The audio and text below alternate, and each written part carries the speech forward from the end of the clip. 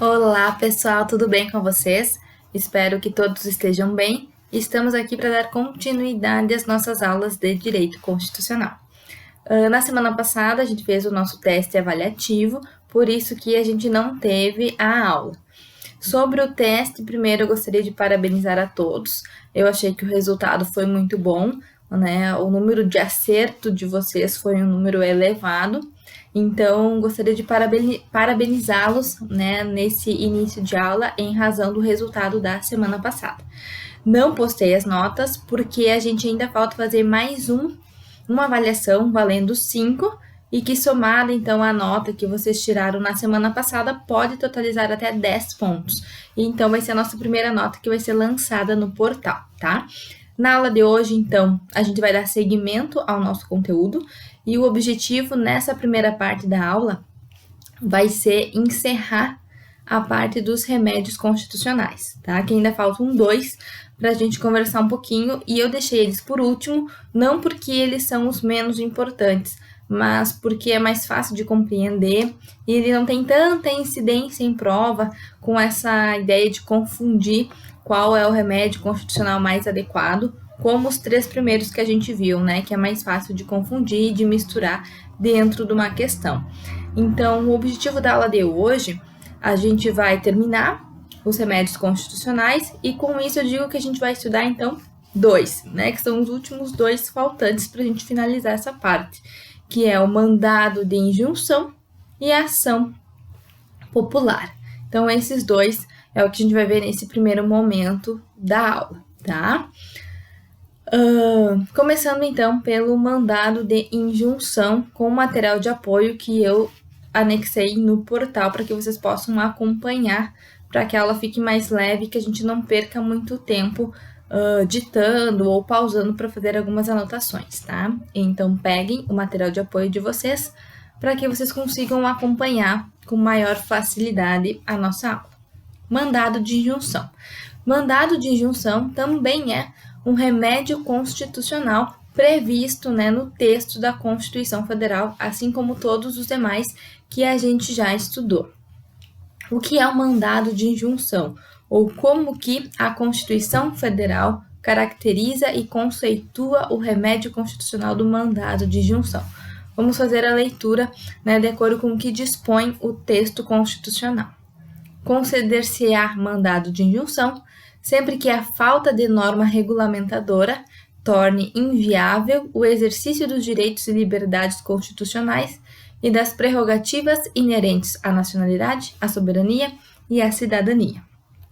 Mandado de injunção, então. O que vocês precisam, nesse primeiro momento, grifar, sublinhar, seja no material de vocês de apoio, seja na Constituição Federal de vocês, que eu acho até que seja mais adequada, né, que vocês peguem a Constituição e façam as anotações nela e que grifem no próprio texto constitucional. Gostaria que vocês grifassem falta de norma regulamentadora.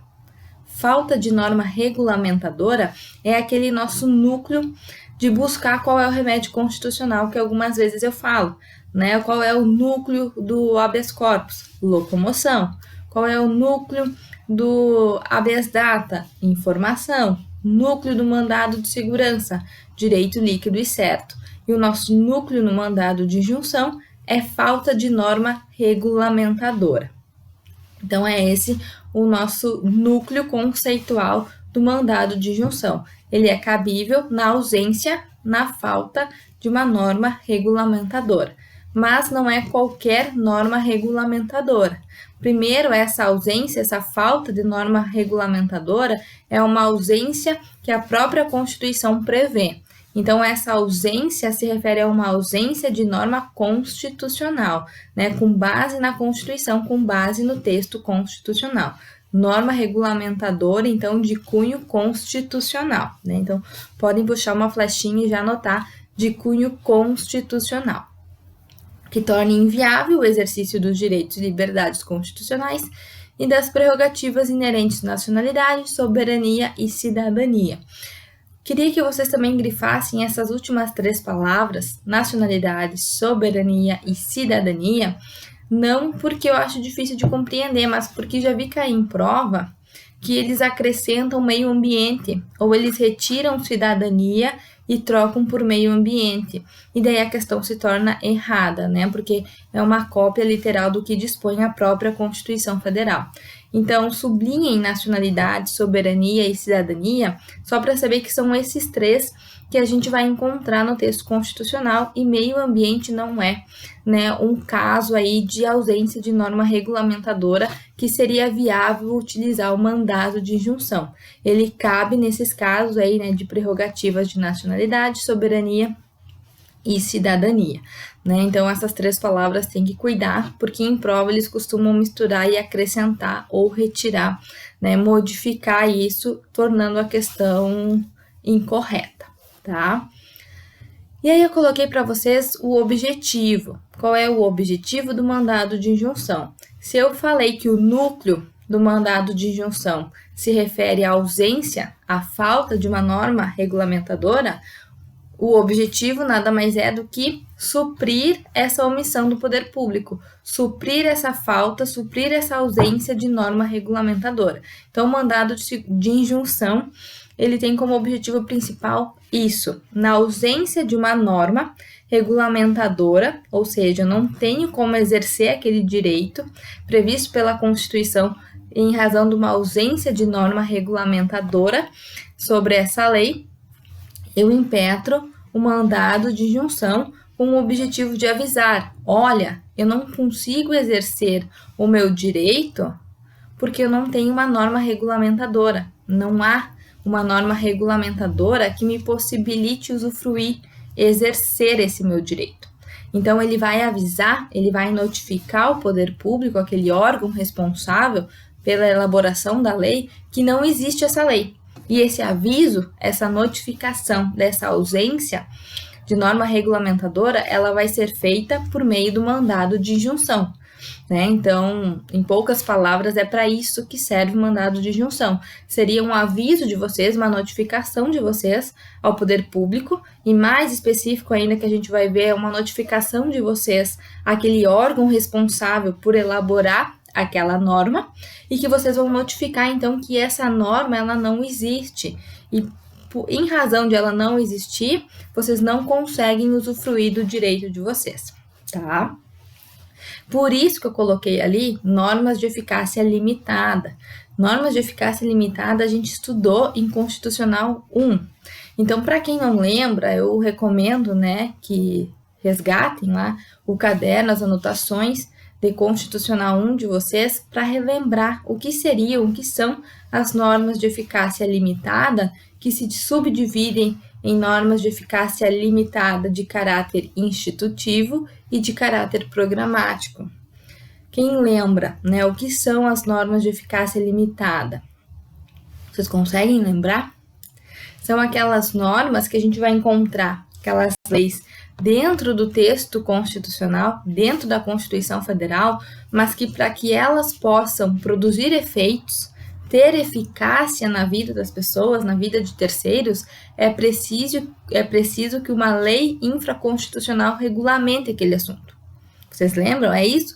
Norma de eficácia limitada. A gente tem a noção geral, o texto geral daquele direito garantido na Constituição Federal, mas para que aquele direito ele possa ser exercido, ele possa ser usufruído pelas pessoas, é necessário, né, que se regulamente aquele direito numa lei infraconstitucional. Se eu não tenho essa lei infraconstitucional, aquele meu direito ele só está no texto constitucional e eu não consigo exercer esse direito.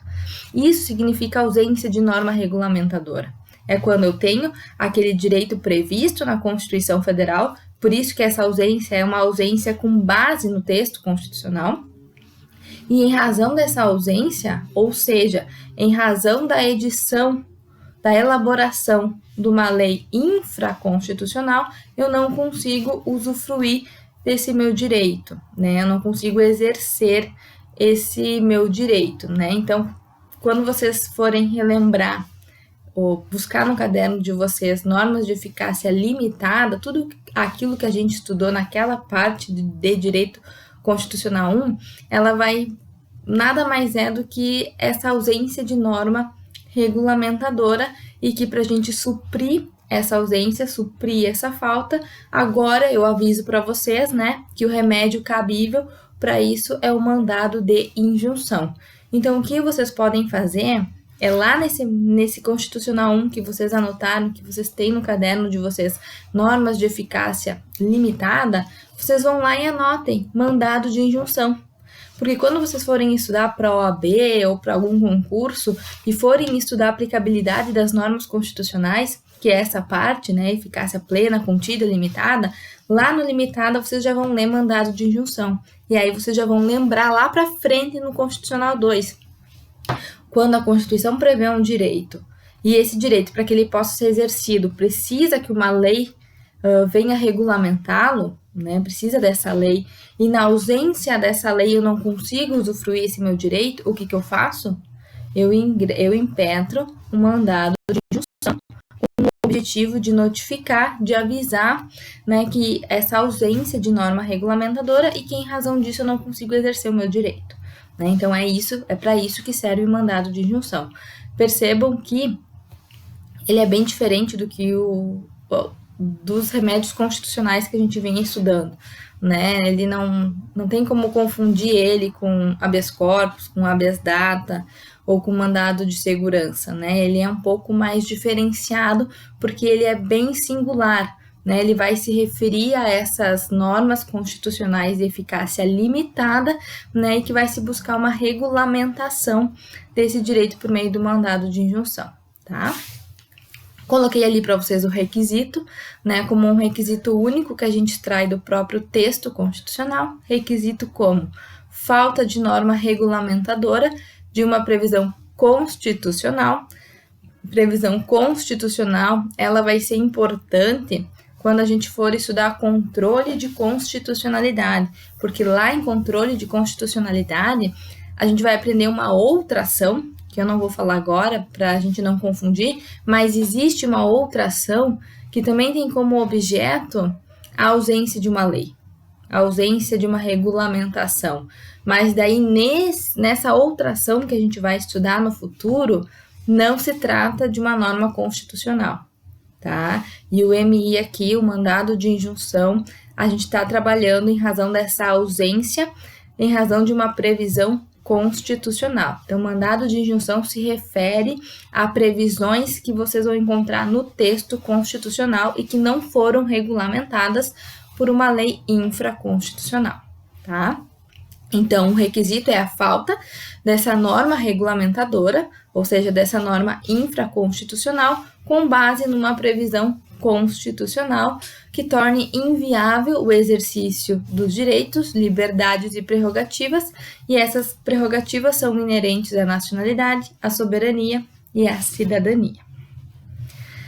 Aí pergunto para vocês se a omissão ela deve ser total ou parcial, ou seja, essa falta de regulamentação para que se possa impetrar o mandado de injunção, essa ausência, ela precisa ser uma ausência total ou uma ausência parcial? Ou os dois? Os dois, né? O STF entende que pode ocorrer tanto que a pessoa impetre o mandado de injunção em decorrência de uma ausência total, ou seja, né, de uma inércia absoluta, nada foi disciplinado, nenhuma lei veio regulamentar esse direito, então o direito ele só existe no texto constitucional e não existe nenhuma norma regulamentadora que trate acerca desse tema. Então a gente tem uma omissão total em relação àquele direito. Nesse caso, é possível impetrar o mandado de injunção. E se a ausência ela for parcial, ou seja, né, a gente tem uma regulamentação, mas essa regulamentação ela ainda é insuficiente, a gente tem o direito constitucional, depois se criou uma lei infraconstitucional para regulamentar esse direito, só que essa lei que surgiu, ela veio com falhas, ela veio pela metade, ela não abrangeu todas as possibilidades daquele direito, então ela tem uma regulamentação parcial em relação àquele direito a ser usufruído. Então, nesses casos, também é possível impetrar mandado de injunção. Então, ele cabe tanto quando a omissão for total, né, uma inércia absoluta, não há nenhuma regulamentação sobre o tema, ou também em casos de regulamentação insuficiente, parcial, né, quando tem uma lei que regulamenta aquele direito, mas ela regulamenta de forma insuficiente, né, de forma a não abranger, de efetivar de fato aquele direito. A doutrina, e geralmente vocês vão encontrar como exemplo de regulamentação parcial, que talvez seja mais difícil de visualizar, a questão do salário mínimo, né? A gente tem a previsão constitucional do direito à garantia, né, de o salário mínimo, e para que a gente saiba qual é o valor do salário mínimo, precisa de uma lei regulamentando o valor, porque a Constituição Federal não regulamenta. Então, para exercer, para efetivar o direito ao salário mínimo, a gente precisa de uma lei regulamentadora. Alguns autores vão dizer que essa questão do salário mínimo, ela é uma omissão parcial, porque a gente vai estudar mais para frente, o salário mínimo ele deveria abranger, né, quase todos os nossos direitos sociais. E em razão do valor que se tem hoje, é impossível que a gente abarque, que a gente consiga custear, que a gente consiga pagar todos aqueles direitos que a Constituição Federal nos garante e que eles deveriam ser pagos, que a gente deveria conseguir usufruí-los por meio do nosso salário mínimo. Então, o salário mínimo seria hoje considerado insuficiente para que a gente conseguisse usufruir os direitos sociais que a Constituição nos diz que a gente deve usufruir por meio do nosso salário mínimo. Então, isso seria uma ideia de omissão parcial. Ela é um pouco complicada mesmo de entender e eu acho que vocês não vão se deparar com essa questão, até porque tem algumas divergências na doutrina para conseguir entender o que de fato configura uma omissão parcial, mas saibam que, se vocês se depararem numa questão de prova, né, saibam que cabe mandado de injunção, tanto quando a omissão for total, absoluta, inércia absoluta, como também quando ela for parcial. Ou seja, já tem uma lei, mas essa lei ela é insuficiente para o exercício daquele direito. Tá bem? Seguindo, eu coloquei para vocês ali legitimidade ativa e legitimidade passiva, né? Como a gente vem fazendo em relação aos outros remédios, como uma forma da gente comparar. Na legitimidade ativa, eu separei para vocês mandado de injunção individual e mandado de injunção coletivo. Primeira observação, tá? Na Constituição Federal, em relação ao mandado de injunção, vocês não vão encontrar de forma expressa, prevista, escrito no texto, a possibilidade de mandado de injunção coletivo. Vocês lembram que lá no habeas corpus também não tinha. Lá no habeas corpus eu disse para vocês que é possível, por meio do entendimento do STF, que é possível impetrar HC coletivo. Então, pode, mas pode com base no entendimento, não porque a Constituição Federal, de forma expressa, estabeleceu que seja possível o HC coletivo. No mandado de injunção, é o mesmo raciocínio. Vocês não vão encontrar no texto constitucional mandado de injunção coletivo. Também ele é uma possibilidade, né, que o STF, que a doutrina diz ser possível, e eles usam como analogia para dizer que é possível o mandado de injunção coletivo, o mandado de segurança. Porque o mandado de segurança, a gente viu que a Constituição Federal estabelece de forma expressa, escrita, a possibilidade do mandado de segurança individual e coletivo. Então, mandado de segurança coletivo tem previsão constitucional, tá escrito na Constituição. Mandado de injunção coletivo, não. Mas, por analogia, por entender que a Constituição Federal disse mandado de segurança individual e coletivo, também se compreendeu, se ampliou isso para abarcar também o mandado de injunção. Então, ele pode se dar na modalidade individual e também coletivo, tá? No mandado de injunção individual, quem é que tem legitimidade ativa? Quem é que são as pessoas que podem impetrar o mandado de injunção? Pessoas físicas ou jurídicas, né? Como a gente vem vendo que é possível praticamente em todos os remédios constitucionais, né? A gente tem, abarca pessoas físicas e também pessoas jurídicas, cujo exercício do direito, liberdade ou prerrogativa esteja sendo inviabilizado em razão da falta de norma regulamentadora. Ou seja, quem pode?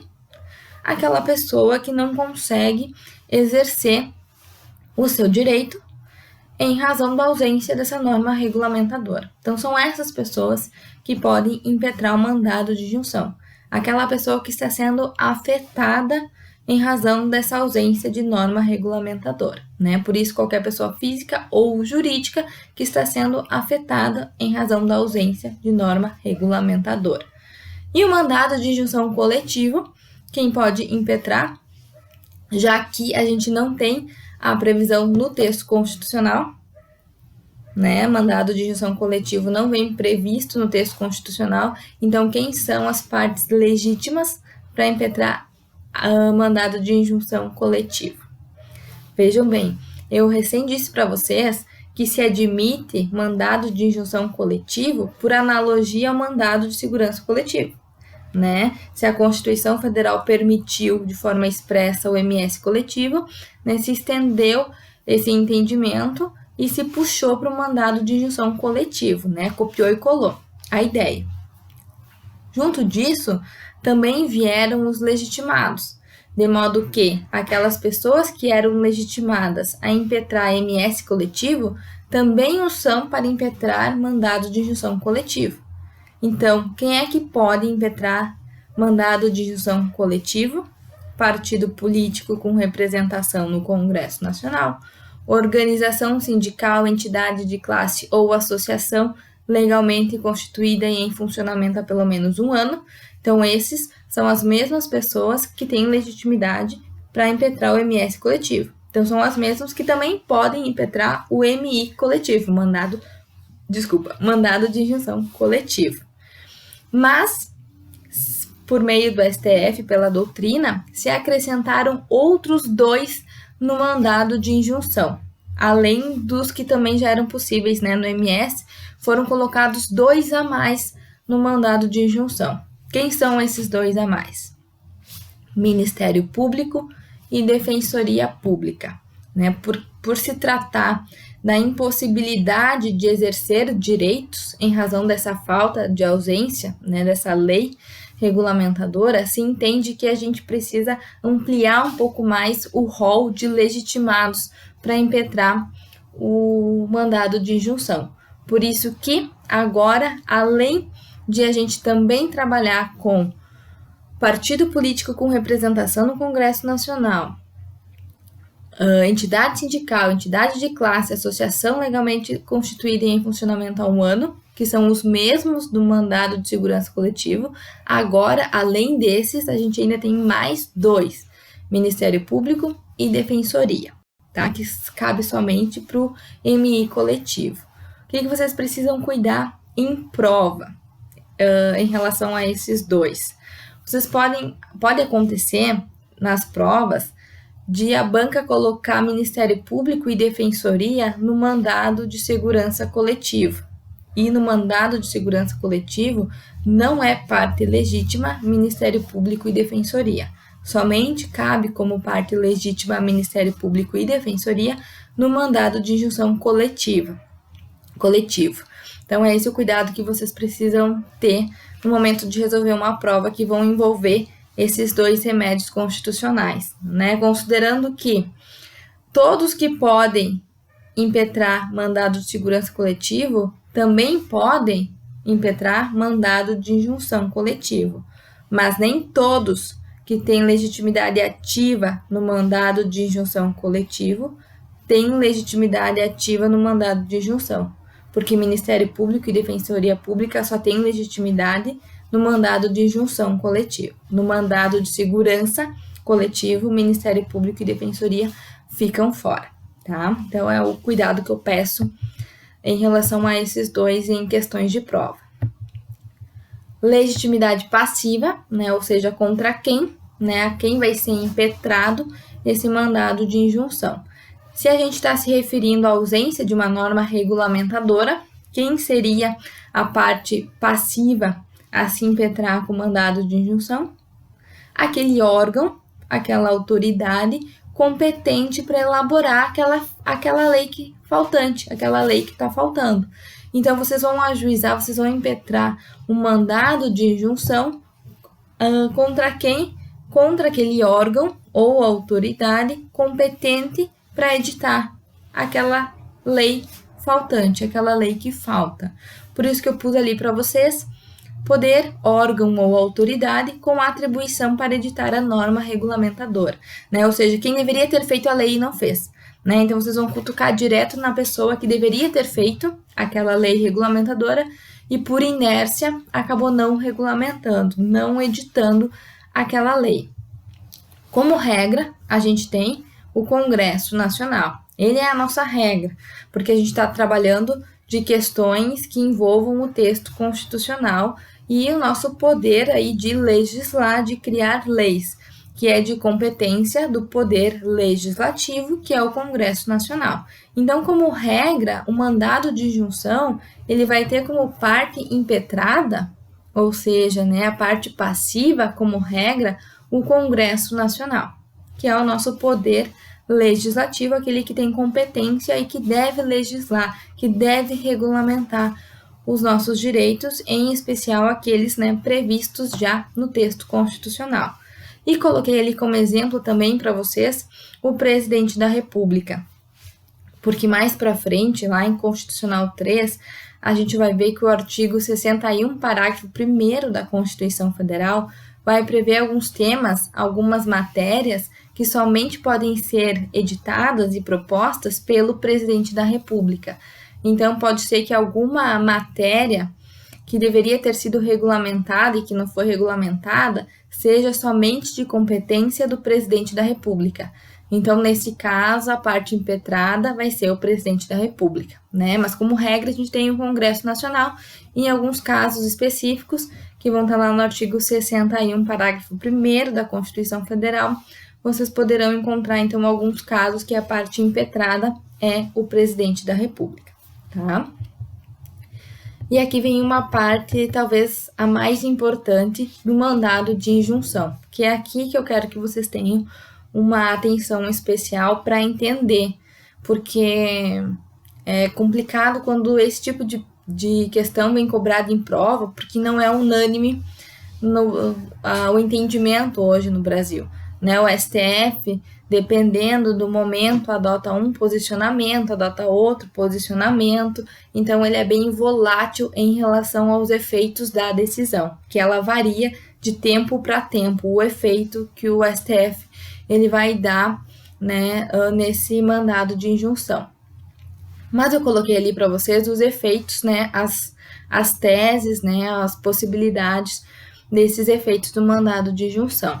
Ele se divide em três posições diferentes para trabalhar esses efeitos. Primeiro, concretista direta, que se subdivide em concretista direta geral, concretista direta coletiva e concretista direta individual. Depois desse primeiro pensamento, dessas primeiras posições, a gente tem a concretista intermediária e, por fim, a posição não concretista. Então, concretista direta, concretista intermediária e não concretista são posições que vão tentar trabalhar a questão dos efeitos da decisão do mandado de injunção. Quais são os efeitos? Quais pessoas que vão ser abarcadas pela decisão do mandado de injunção? E aí eu tentei classificar para vocês, né, dividir essas posições, um pouco mais conceitual agora, tá? Primeiro, então, a concretista, né, a concretista direta. O que significa os efeitos com base na posição concretista direta? A concessão do mandado de injunção concretiza o direito, independentemente de atuação do órgão omisso, até que a norma constitucional venha a ser regulamentada. Então, o que significa esses efeitos com base na posição concretista direta? Significa que, ao final da ação do mandado de injunção, ou seja, né, quando se vai dar a decisão final, a sentença final, né, da ação do mandado de injunção, aquele órgão julgador, que é o Poder Judiciário, aí na figura do STF, o órgão julgador, ele vai declarar a ausência daquela lei, ele vai dizer, de fato, esse direito não pode ser exercido porque falta essa lei regulamentadora, há uma ausência, então ele declara a ausência, né, ele concorda que não existe a lei, e também ele implementa uma aplicabilidade, ele implementa e concretiza um direito. Como assim, prof? Não entendi. Vejam só. Quando a gente impetra uma ação de mandado de injunção, geralmente, vocês podem procurar o mandado de injunção 712, que é um dos exemplos mais utilizados. Quando as pessoas impetram o mandado de injunção, o que elas pedem? Elas falam que não existe uma lei regulamentando aquele direito e por isso aquele direito é inviável, e muitas vezes elas pedem junto também a aplicação de uma outra lei por analogia. Já que eu não tenho essa lei para poder usufruir do meu direito, eu gostaria de aplicar essa por analogia. Geralmente os pedidos vêm dessa forma. Então, com base na teoria, no posicionamento concretista, o que o STF faz? Ele declara que de fato não existe aquela lei, né? Concorda com aquela ausência de lei regulamentadora e, ao mesmo tempo, ele implementa um outro meio para que esse direito seja implementado. Ele concretiza o direito, o Poder Judiciário concretiza o direito, ou seja, ele concorda com a utilização de uma outra lei por analogia para que aquele direito seja usufruído. Ele encontra uma via para que aquele direito seja usufruído. Essa teoria, ela foi por muito tempo criticada porque o judiciário ele tem somente o papel de julgar e não, de certa forma, legislar. E se entendia e se entende ainda que no momento que o STF, que é o nosso Poder Judiciário, ele não só declara aquela ausência de norma regulamentadora, mas também concretiza aquele direito aplicando uma outra lei por analogia, a doutrina entende que ele estaria legislando nesse caso e que não seria de competência dele.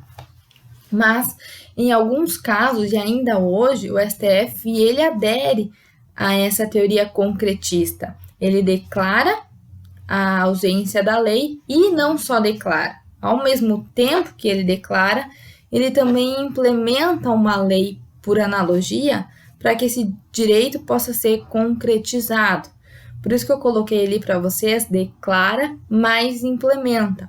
Né? Ele não só declara e fica esperando, pronto, existe a ausência dessa lei. Essa lei não existe e que, portanto, o direito não pode ser usufruído. Ponto. Ele não faz só isso. Ele, além de fazer isso, ele diz qual é o caminho para que esse direito seja usufruído. Ele dá uma saída, né? Ele demonstra, então vamos utilizar essa lei como analogia para que esse direito seja usufruído. Por isso que ele é concretista. Ele declara e concretiza aquele direito por meio da implementação de uma lei por analogia naquele caso concreto. Essa decisão concretista, ela pode valer para todos, todo mundo pode ser abarcado por essa decisão, e aí a gente vai dizer que os efeitos são erga omnes.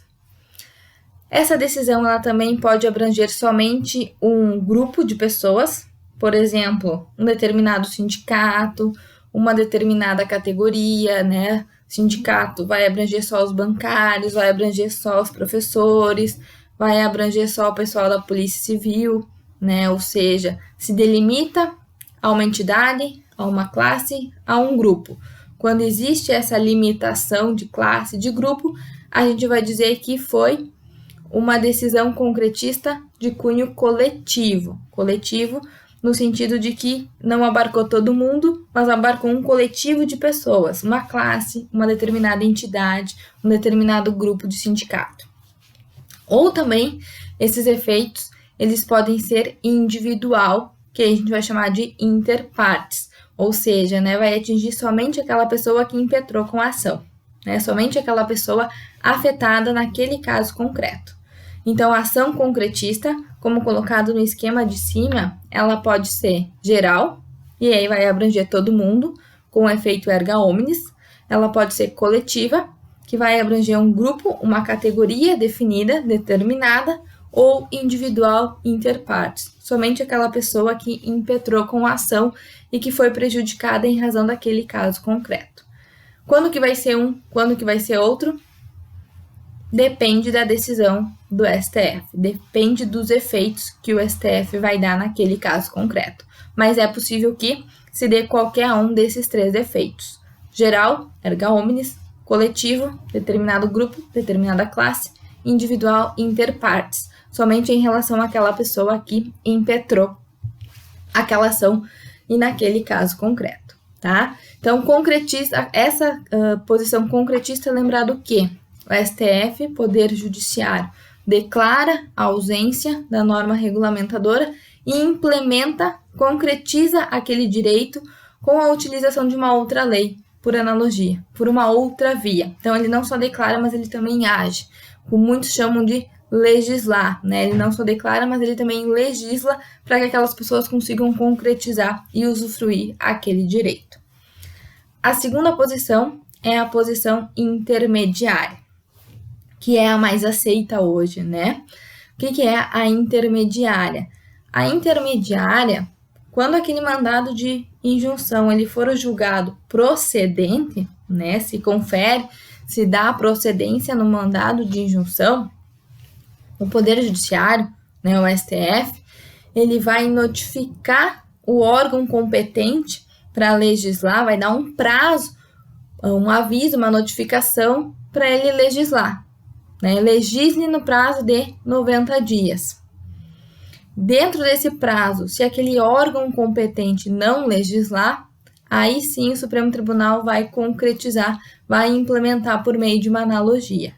Então, no intermediário, o STF primeiro declara a ausência daquela lei regulamentadora e, na sequência, notifica, dando prazo de regulamentação àquele órgão, àquela autoridade com competência para regulamentar, para editar a lei. Se dentro do prazo estabelecido o Poder Legislativo, essa autoridade competente, não editar a lei, aí sim o Poder Judiciário, o STF, vai utilizar, né, da implementação, da analogia, da utilização de uma outra lei naquele caso concreto, e aí a gente volta para o caso da concretista. Então, a intermediária, ela se entende ser a mais correta, porque a gente não tem uma sobreposição de competências e de poderes dentro da intermediária. Porque o STF, primeiro, ele vai declarar, e ele já não vai sair aplicando, concretizando, legislando, ou seja, né, utilizando a função de outro poder que seria do Poder Legislativo fazer isso. Na intermediária, primeiro o STF declara a ausência e, na sequência, ele vai lá, por exemplo, no Congresso Nacional e notifica o Congresso Nacional. Olha, chegou aqui um mandado de injunção em razão da impossibilidade de usufruir determinado direito. De fato, não tem essa norma regulamentadora e é de competência de vocês regulamentar esse direito. Então, eu estou dando para vocês 90 dias para que vocês editem essa lei, para que vocês regulamentem essa lei, já que essa é a função de vocês. Se dentro de 90 dias vocês não criarem essa lei, não regulamentarem esse direito, em 90 dias eu vou atribuir uma solução nesse caso. Eu vou dar aplicabilidade com base numa outra lei por uso de analogia. Então, ele avisa que se você não legislar, Poder Legislativo, nós, Judiciário, vamos legislar no seu lugar. Essa é a ideia da concretista intermediária. Declara, notifica abrindo prazo para o Poder Legislativo legislar, não legislando dentro desse prazo, aí sim o STF então vai concretizar de fato aquele direito aplicando uma outra lei naquele caso. E, por fim, a não concretista, né, que é a mais fácil de compreender, o STF, o Poder Judiciário, somente declara a ausência da lei. Não implementa, não concretiza aquele direito utilizando nenhuma analogia, nenhuma outra lei e não notifica o poder, a autoridade competente para legislar naquele caso. Na não concretista, ele de fato não concretiza. Ele somente no final da decisão do mandado de injunção declara, reconhece que de fato não existe aquela norma regulamentadora.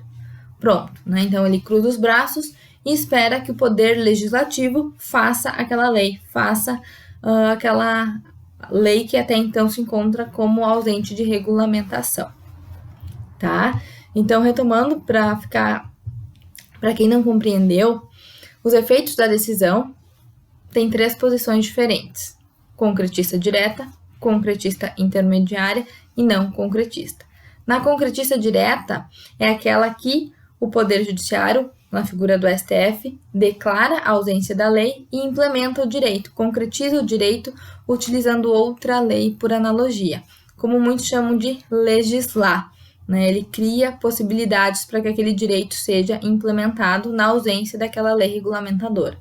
Na concretista direta, os efeitos podem ser geral, ou seja, o STF abarcar todos nessa decisão com efeitos erga omnes, coletiva, determinada classe, determinados associados, determinado sindicato, e individual, somente a parte que impetrou, com ação, naquele caso concreto, com efeitos, então, interpartes. A concretista intermediária, o Poder Judiciário declara a ausência da lei, abre prazo e notifica o poder competente para legislar. Nessa ausência de legislação dentro desse prazo, o Poder Judiciário implementa o direito, então voltando e recorrendo à teoria concretista direta.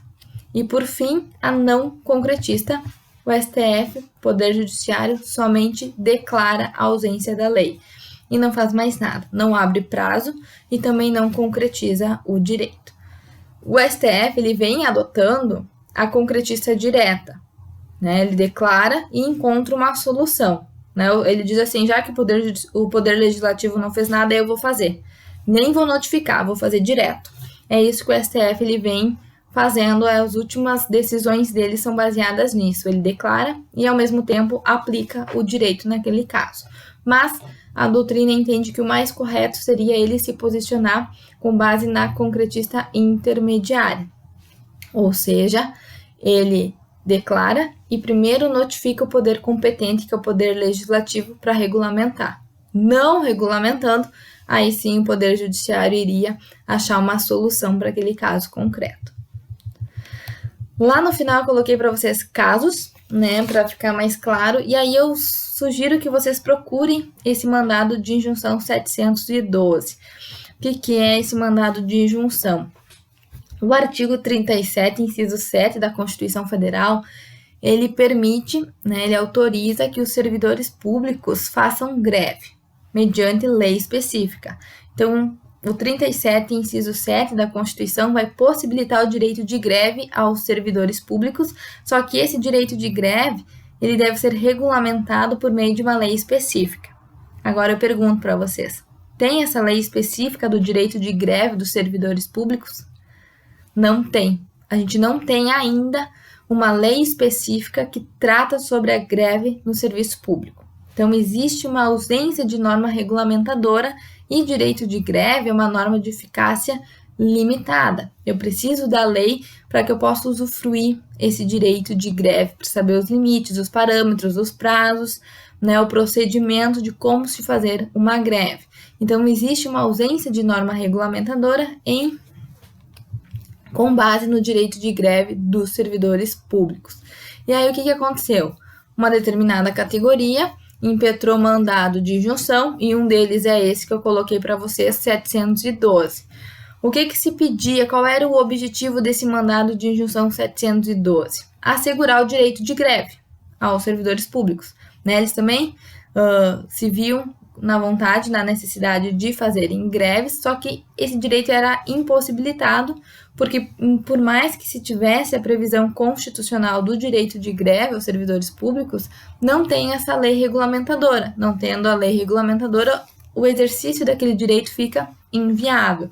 Então, se impetrou com esse mandado de junção, né, avisando, olha, a gente tem o direito de greve, mas a gente não consegue exercer em razão da ausência de norma regulamentadora da lei de greve dos servidores públicos. Então, esse foi o objetivo do mandado de junção 712.